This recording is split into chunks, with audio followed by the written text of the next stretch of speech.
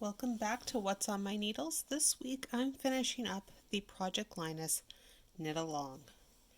Now the pattern has finally been finished, so I'm able to show part of what's going on. So I've made the whole body of the blanket, and I'm actually going to show you how to do an attached I-cord. So I've got my yarn on the left hand side. I'm very close to the end of doing the I-cord. So the cast on happened a long time ago at this point. So I'm going to knit knit 2 stitches, and then knit 2 together, and then pick up a stitch in the bind off edge. Again, and then slide the needle through. So an I-cord is knitting in a tiny, tiny tube. So knit 1, knit 1, knit 2 together, then pick up a stitch. But there is another way to do an I-cord edge on the end of, or on the edge of a project. But this also has a couple other features. So this is a new project I'm working on. Hopefully it will be released in my next Kickstarter or in my next booklet if I can publish without doing the Kickstarter first. And there's an I-cord edge on both sides. But I'm only working the body of the project right now. So it's not like I'm only working 3 stitches. But it's also one side is much fatter than the other because I'm working short rows. So let's show the short rows first, because that's where I am in the pattern. Then I'll show you how that I-cord works.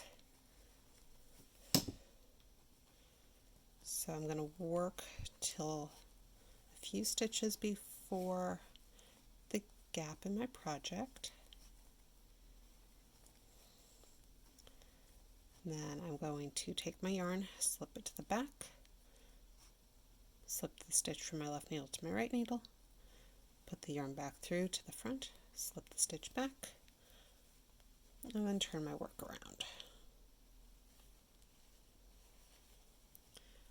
And I'm just going to knit back.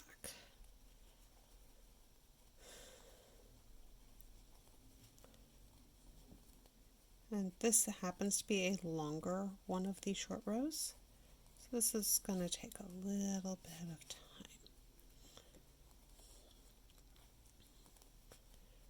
But all this is just plain knitting.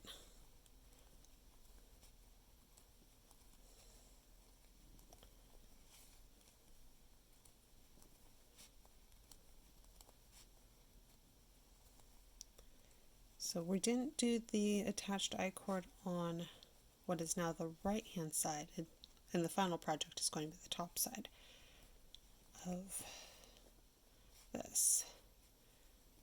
But we will have to work it on the bottom edge, or the left hand side, as we are currently working.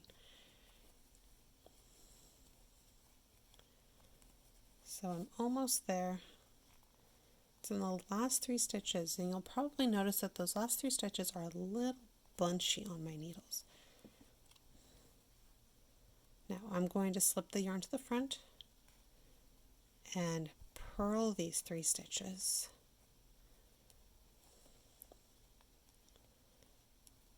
And then the work gets turned over. Yeah, there's lots of extra little threads or yarn pieces because I'm working in 2 colors. And then I'm going to get to the wrong side. I'm going to slip 1, 2, 3, and then in this row's case move the yarn to the front so I can purl. But that does the same action as the other piece, pulling the yarn from the right hand side to the left hand side of just closing up that loop. So those are 2 different ways to create a very similar edge, one as you're going and the other one after you have finished.